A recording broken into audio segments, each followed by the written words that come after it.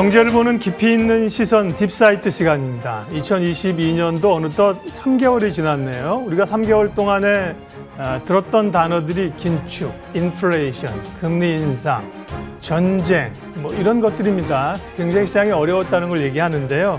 인플레이션하고 금리 인상은 이제 상수로 받아들이면서 전략을 좀 짜야 될 것 같아요. 그래서 금리 인상기 투자자들은 과연 어떻게 대응해야 될 것인가? 이런 주제로 오늘 연세대학교 국제대학원 이남우 교수님 모셨습니다. 어서 오십시오. 네, 안녕하세요. 네. 워낙 뭐 외국계 증권사에 오래 계셨고 대표도 하셨고 어떤 글로벌한 시각으로 좀 저희가 궁금한 걸 좀 여쭤보겠는데요. 사실은 올 초 문제가 아니라 지난해 하반기, 지난해 말쯤에는 미국 빅테크들에 대한 우려들을 사실 사석에서 많이들 하시더라고요. 근데 이제 연초에 급락이 있었고요. 다른 요인들이 묶여서 최근 좀 반등을 또 합니다. 올 들어서의 급락 그리고 최근의 반등 어떻게 보세요? 그러니까 실제 저희가 이제 너무 어떠한 분석을 하거나 네. 이제 뭐 주식이나 개별 종목의 고평가 저평가를 얘기할 때 뭐 6개월, 1년, 좀 단기적인 시각보다는 항상 한 걸음 좀 물러나서 봐야 되는데 지금 뭐 한국 시장은 이제 미국 시장하고 커플링, 그러니까 오히려 뭐 많이 따라가는 그런 양상이고, 네. 미국 시장을 우리가 이제 생각을 해야 되는데, 미국 주가가 최근에 금년 들어서 뭐 한 10몇 프로 하락했다가 좀 반등을 하지만 실제 작년 2021년 한 해만 놓고 봐도 주가가 S&P 기준으로 엄청 올랐죠, 작년에. 27% 올랐고, 그 전에 3년을 다 합치면 한 70% 이상 올랐습니다. 그래서 기업이익이 상승하는 것보다 주가의 상승폭은 더 컸거든요. 왜냐하면 이제 금리가 내려가면서 주가의 밸류에이션 퍼가 뭐 2021년 초만 해도 S&P 기준으로 23배까지 올라갔습니다. 역사적으로 거의 제일 높은 수준이어서 어떻게 보면 자기 실력보다 주가가 좀 과다하게 올라간 거였고, 그래서 이제 그것이 조정을 다시 이제 정상화되는 과정으로 저는 보고 있습니다. 그래서 뭐 그 과정은 제 생각에는 앞으로 뭐 1, 2년 더 지속될 수도 있고, 그런 면에 있어서는 하여간 주가가 뭐 저는 여기서부터 추가로 많이 하락할 걸로 보지는 않지만 하여간 경계를 하고 오히려 시장 전체를 걱정하기보다는 내가 들고 있는 포트폴리오, 관심 있는 종목을 중심으로 좋은 종목을 또 오히려 주가가 또 과도하게 빠지면 심리적인 요인으로 살 수 있는 기회도 주고 그러니까 그래서 약간 개별 종목 중심으로 좀 보는 게 좋다 그렇게 생각을 합니다. 네. 또 이제 가격 변수는 항상 먼저 가잖아요. 뭐 이제 가치보다 먼저 가니까 그런 것들에 대한 생각을 좀 하게 되고요. 현안을 좀 여쭤보면 어쨌든 너무 사실 돈이 많이 풀렸고 금리도 저금리여서 빨리 걷어들이긴 해야 되는데 인플레이션이 오면서 생각적으로 긴축 속도가 이제 빨라진 거지 않습니까? 그럼 이런 긴축을 통해서 인플레이션을 잡으려고 하는데 이런 것들이 오히려 경기 침체를 불러오는 것 아니냐? 이런 우려들이 최근에 있습니다. 그러니까 실제 이제 이코노미스트들이 실수를 많이 하는 경향이 이코노미스트는 이제 경제 데이터를 보고 사후적으로 많이 분석을 하는데 실제 이제 많이 틀리는 경우가 실제 개별 기업 단에서 결국 주가는 개별 기업을 반영하는 것인데 아니면 실물이 움직이는 것을 많이 놓칠 수 있는데 저는 이제 학교에 있으니까 여름 겨울 방학을 활용해서 주로 미국의 실리콘밸리 항상 갑니다. 그래서 지난 겨울도 한 달 반 정도 있었는데 미국 경기는 그때 엄청나게 좋았고 지금 물론 그때보다 좀 둔화는 되지만 미국 경기는 여전히 좋다. 그래서 물론 그 이후로 러시아의 우크라이나 침공이 발생해서 외생적인 그런 이벤트가 발생을 했지만 실제 유럽이 타격을 훨씬 더 많이 받고 미국은 실제 직접적인 타격은 많지 않습니다. 왜냐하면 미국이 에너지 소비에 있어서 수입을 하는 게 전체 5%밖에 안 되고 그다음에 이제 미국은 보통 한 가구당 자동차를 한 2.5대 갖고 있어요. 그래서 뭐 보통 100km씩 운전하는 게 뭐 기본이니까. 하지만 미국 가계에서 이번에 이제 유가가 올라가서 추가로 부담하는 게 한 달에 한 15만 원 정도니까 충분히 감내할 수 있거든요. 왜냐하면 이제 코로나 사태 때 이제 저축이 워낙 많이 늘어서 그래서 심리적으로 오히려 주가가 최근에 좀 조정을 받아서 미국 가계가 위축될 수 있지만, 왜냐하면 미국 GDP에서 미국 그 민간 소비가 차지하는 비중이 한 70% 되지 않습니까? 네. 근데 실제 뭐 미국 가계가 그동안 저축해 놓은 거, 그다음에 대외적인 그 외부 변수에 충격을 받는 그런 정도는 크지 않아서 제 생각에는 성장률은 조금 둔화되고, 실제 뭐 이번에 연준도 경제 성장률은 낮추고 인플레이션 목표 높였죠. 예상치는 예. 좀 높였죠. 그래서 이제 그 정도 수준에서 마무리되는 게 아닌가 그렇게 생각을 합니다. 네. 사실 전 세계 시장으로 보면 이런 인플레이션이나 전쟁 위기가 부담을 주는 건 맞죠. 그런데 이제 미국 경제는 상대적으로 단단하다. 네, 그런 네. 말씀이신 그러니까 거잖아요. 외풍을 네. 잘 견뎌낼 수 있다고 네. 이제 펀디멘털상 그렇게 생각을 합니다. 유럽에서 두 차례 1차, 2차 세계대전이 있으면서 사실은 수혜를 본 국가는 미국이 그걸로 인해서 사실 일어나지 않았습니까? 군수 산업도 일으키고. 예. 미국 기업들이 아직까지 단단하다는 것은 좀 다행스러운 얘기이고요. 금리 인상 속도는 지금 상당히 좀 논란이 되고요. 소위 뭐 5월, 6월에는 빅스텝으로 올릴 거라는 얘기가 있는데요. 그렇게 해도 시장은 어느 정도 그걸 좀 선반영 주식시장은 하고 있는 걸까요? 그런 현상이 실제로 그게 현실화돼도 시장의 충격은 크지 않을까요?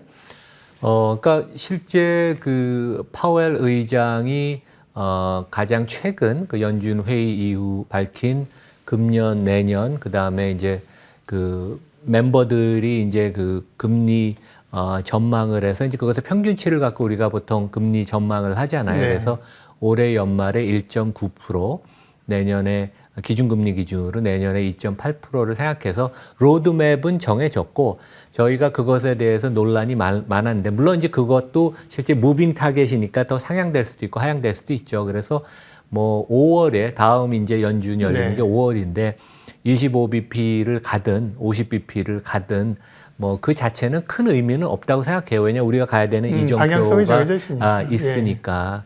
그래서 근데 이제 오히려 파웰이 최근에 많이 부담을 느끼는 것은 통화 정책의 총책임자로서 권위가 있고 신뢰가 있고 시장을 오히려 앞서서 시장을 압도해야 되는데 최근에 이제 계속 비난을 받는 게 시장을 따라간다. 그다음에 영어로는 심지어 전문가들 이런 표현을 썼어요. 큐트하게 보인다, 귀엽게 보인다. 그러니까 권위가 없다는 얘기에서 그런 면에서 오히려 조금 금리의 이정표는 본인이 밝혔지만 거기를 가는 속도는 조금 그 전반부에서는 좀 그 페달을 세게 밟을 가능성도 있다고 보입니다. 근데 그 자체가 이미 저희가 알고 있는 거기 때문에 5월에 50bp를 올린다고 그 자체가 시장에 큰 충격이 되지는 않을 걸로 보고 있습니다. 네.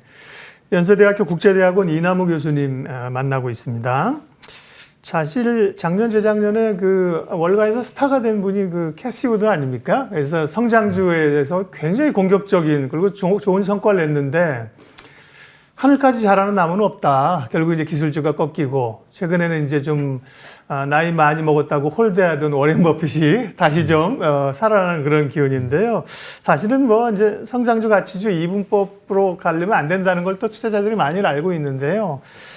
버핏류의 가치주냐, 캐시우드류의 성장주냐, 올해 시장을 보면 어디가 더 좋을까요? 그 다음에 또 금리 올리면 성장주가 사실 교과서적으로는 부담이 돼야 되는데 최근에 또 상대적 강한 이유로 어디 있는 겁니까?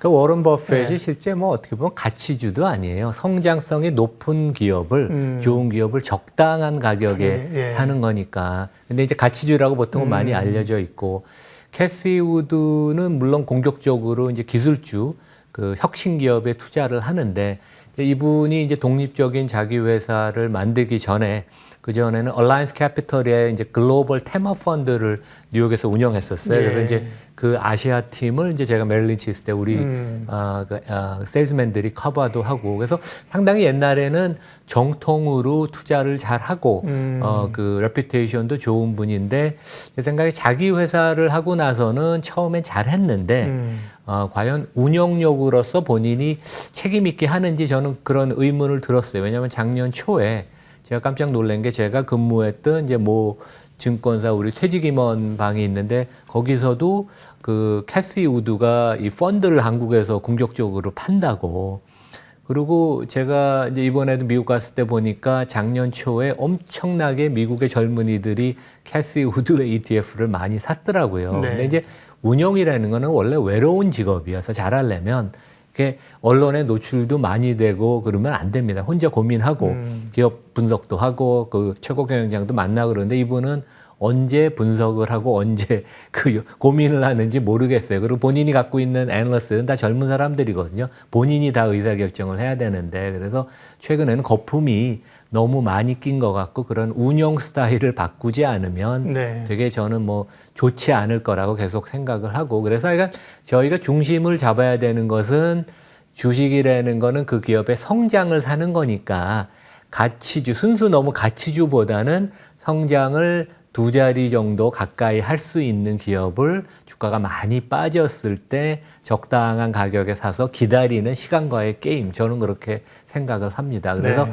한국은 이제 불행히도 옛날에는 우리가 성장 많이 하는 기업이 꽤 많이 있었는데 이제 요즘은 이렇게 두 자릿수 성장하는 기업들이 특히 큰 그 블루칩 중에는 많지가 않아요. 그래서 많이 그 최근에 이제 소외를 받는 것 같아서 저도 조금 안타깝게 생각을 합니다. 네. 그러니까요. 뭐 가치주냐 성장주 논란은 이제 그 별로 이제 시장의 패러다임 자체가 좀 더 고도화된다니까요. 워렌 버핏도 뭐 원래는 전통적 가치주였는데요. 네. 찰리 먼거를 만나면서 먼거가 언제까지 담배꽁초 주소서 수익 낼 거니 좋은 기업을 적당한 기업에 사야지. 그렇게 패러다임 많이 바뀌었잖아요. 예. 자, 그러면 금리 인상기 전반적인 세상의 변화를 좀 봤고요. 더 중요한 거는 어느 쪽에 아까 말씀하신 것처럼 기대감은 낮춰야지만 전략을 잘 짜야 된다. 섹터 금리 인상기를 가정하고 포트 전략을 좀 짜도록 하겠습니다. 일단은 에너지가 굉장히 중요해졌고요. 전쟁 때문에 더. 그리고 그런 걸로 인해서 에너지 가격, 곡물 가격, 상품 가격이 많이 오르는데 이런 쪽은 투자의 기회가 장기적으로 아직 있나요? 그러니까 저는 기본적으로 우리가 그 제품이나 서비스를 이해하고 그 기업에 대해서 어느 정도 합리적으로 3년, 5년 중장기를 전망할 수 있는 기업이 아니면 저는 기본적으로 투자를 권하지 않습니다. 왜냐하면 그렇게 할 수 있는 기업도 이미 많은데 뭐 국내에는 그렇게 많지는 않지만 전 세계적으로 많은데 굳이 우리가 모르는 왜냐하면 이제 지금 커머디티 소재 기업, 뭐 곡물 기업은 구조적으로 좀 성장 스토리도 있지만 보통 우리가 얘기하는 커머디티 기업은 우리가 모르는 외생 변수에 의해서 너무 많이 좌우가 되거든요. 특히 뭐 최근에 이제 주목을 받은 건 이제 그 우크라이나 사태 때문에 이제 더 그런 건데 과연 뭐 푸틴이 어떠한 행동을 할지 아무도 모르지 않습니까? 그러니까 우리가 모르는 그런 외생 변수에 의존해서 투자하는 것보다는 우리가 아는 제품 중에 성장하는 것을 투자하자. 그래서 그런 면에서는 저는 기본적으로 꼭 에너지 기업이나 곡물 기업에 지금 투자할 필요는 없다. 뭐 그렇다고 제가 나쁘게 보는 것도 아닌데 우리가 미래를 알 수 없기 때문에 굳이 그런 기업을 뭐 이렇게 우리가 포트폴리오에 넣을 필요는 없다. 기본적으로 변동성이 지금 또 심해졌잖아요. 그렇죠. 오히려 이런 전쟁 리스크가 아닌 뭐 에너지나 친환경이나 이런 데 변화를 놓고 장기 투자하는 것은 굉장히 바람직할 수 있지만 지금 단기 변동성을 노리고 이런 데 들어가는 거는 쉽지 않다. 네. 그러게요. 앞서 이제 긴 흐름으로 6개월, 1년이라는 단기적인 시각이 아닌 근데 보통 요즘 투자자가 속도가 빨라 6개월, 1년이면 장기입니다. 장기 투자자 트레이더들은. 그렇죠. 그만큼 이제 시각이 좀 달라져서 그런데요. 네. 그런 건 뭐 저희들이 뭐 언론 방송의 책임이 많죠. 매일매일 하루하루 그냥 오르는 정보.